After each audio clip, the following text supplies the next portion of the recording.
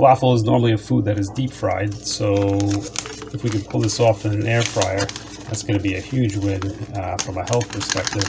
I'm using Trader Joe's falafel mix today. The recipe calls for 3/4 cup of water for every 1 cup of falafel mix. I've already put 2 cups in. I think there's a total of 4 cups in here, so this is 3, and that's it. This is the 4th, and then I'm just going to add 1.5 cups of water. I got here's the first cup.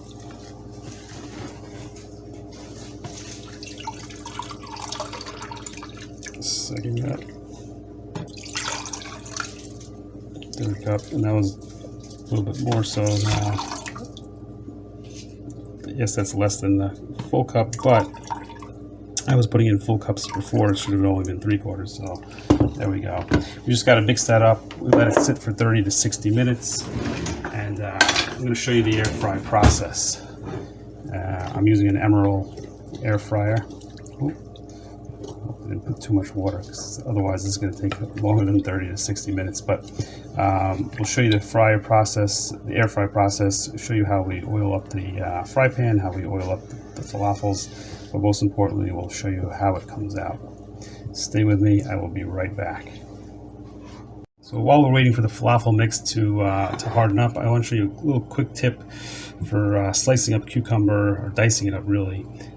Always goes along with a Mediterranean salad, goes along with falafel. You get the tomato next, but just real quick, just to show you, you gotta eliminate the seeds, and the easiest way is just to slice down the middle. Take a spoon, a teaspoon. Usually you do this over the garbage, and you just scoop that right out. And then, oh, it's getting a little messy. That's why I do it over the garbage. But then, when you go to chop up these seeds and all this juiciness and everything, it doesn't start to ruin your pita bread. And if you start to put this in, so much water in here, I don't know if you can see, it just starts to make your pita bread soggy. It doesn't make for a good salad. Whereas this is now nice and clean, pretty dry. And then, I'm not going to show you here, but you can, I'll show you the finished product, but you can just easily dice it up, and I'll show you that in a second. Let me just clear this plate. So if you have a long cucumber like I do, I'm going to flip it over, and I already started on this side, and you're going to make long striations down, so that it looks like this. It actually looks like a squid, I guess. And you're making long cuts down this way. You don't want to do it all the way to the end. You can take it longer than I did, probably down to there, but I just did it for effect. So you have your separate strands, and it kind of looks like that. You're just making little strips. You want smaller little slices, and get as fine as you want. And then the idea is just to pinch it back together, and you're going to make small little dices like that. And that's a typical Mediterranean chopped salad. That's perfect for falafel, or really any kind of Mediterranean dish. Also goes well if you make tabbouleh and quinoa. That's what I was thinking of. They go perfect with these little finely chopped cucumber and tomato the same way. Little quick glance here. This is starting to firm up, as you can see. We've still got a lot more time left, and I will be back to you with the falafel making process. All right, we're back. The falafel mix has consolidated. This is going to be easy enough to make balls out of. I had transferred the cucumber, tomato that's going in my pita sandwich into the fridge just to keep it cool. It's back out. Time to coat the air fry basket. Just a little bit of spray so it doesn't, so the falafel balls don't get stuck on there. In this case, I'm going to use avocado oil. I use avocado because it's got a high smoke point, and it's better for you. So normally I would do this over a sink, and I recommend you do the same, just so that the spray doesn't get everywhere on your counter. But just for our purposes, doing it over a plate, and it's just a real basic lining. We're also going to spray our falafel balls just so we get a crispier outside. We don't want to do too much oil because that defeats the whole purpose of healthy air frying. But let's just start on the balls just so you can see what the consistency and the size look like.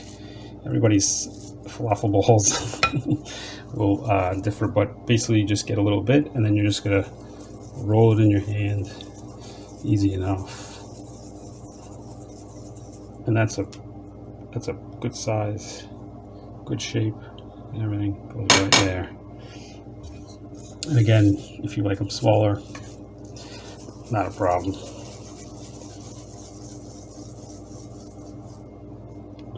Here's another one for you.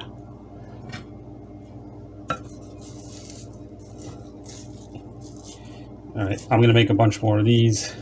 I'm going to show you the spray process, but first I'm just going to make them since my hands are already dirty, and I will come back to you. Hang on for a minute. All right, so we got our falafel balls all made. They're not exactly perfect size in terms of being all the same size, and so our cooking times may vary a bit, but nonetheless, it's easier to just make all your balls first and then give a quick spray. Excuse me. Give a quick spray on top, and then flip them over. So it's a really basic. That's it, and then a quick flip like this.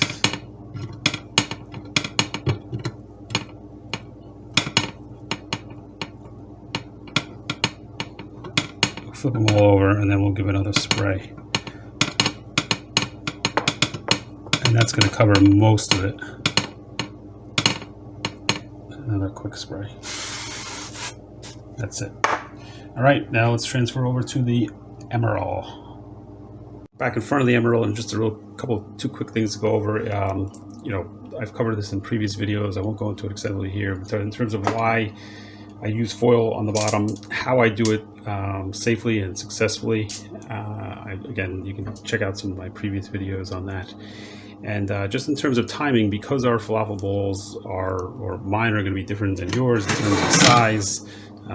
These are mine again, and you know, it's kind of hard to tell on camera, but they're probably, you know, normal, but you can make them any size you want. I wouldn't make them too big because then it's hard to get them crispy and proper on the outside and still moist on the inside, and that's the ultimate goal. So in terms of timing, that will vary, but we're going to start with first.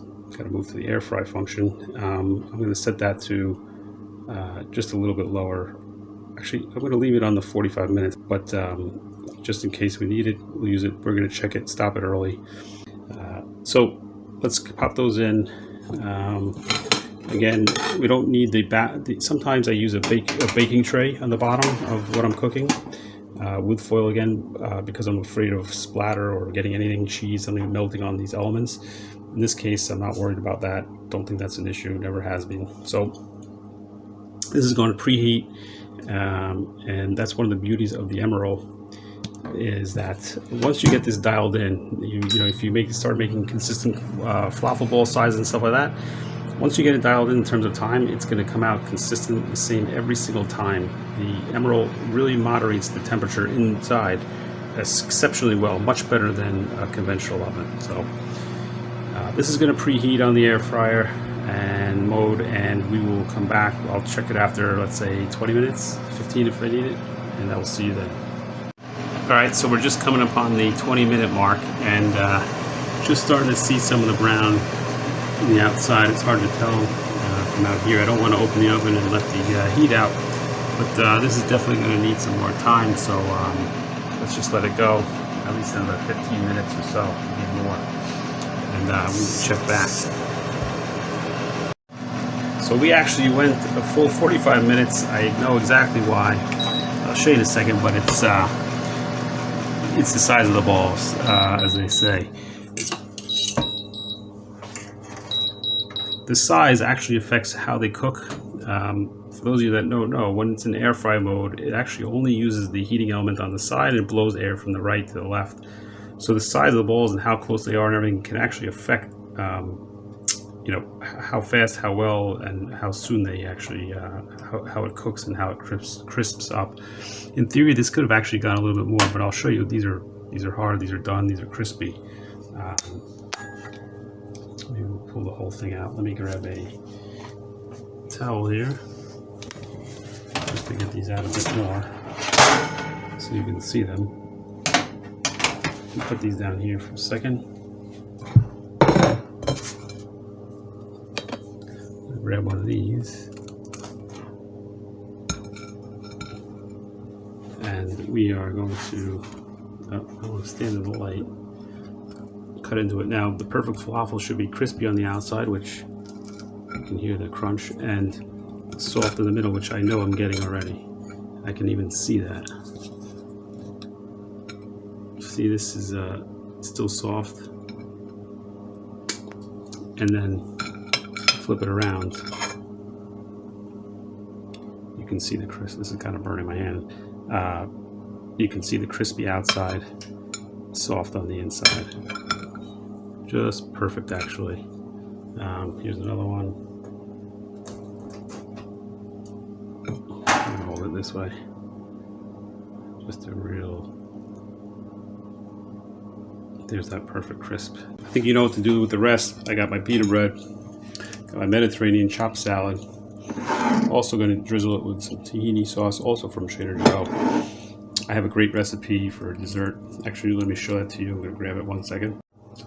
Here's if you're really into this whole vegetarian thing, or you're into Middle Eastern food, there's something called halwa, which is absolutely delicious. And if I could ever get this open, I'll show you. I got a great homemade recipe, and this stuff is awesome. Also made out of sesame seed, just like tahini sauce. That's for another day. If you have any interest, let me know. I will post it. But just going back to this falafel, you can see these are just pretty perfect. I mean, maybe we could have cooked it even a little bit longer to get it even crispier, but because you can see this size little, that's just based on where it was positioned on the air fryer. But one thing to note, and by the way, bottom comes out perfect too. One thing to note, if you open these up and it's dry on the inside, you've cooked it too long. Here you have an air fried falafel dinner. If you have any questions, leave them in the comments below. I'll get back to you as soon as possible. If you found this at all helpful, please do give it a thumbs up. And if you'd like to see more, subscribe down below. Thank you for joining me.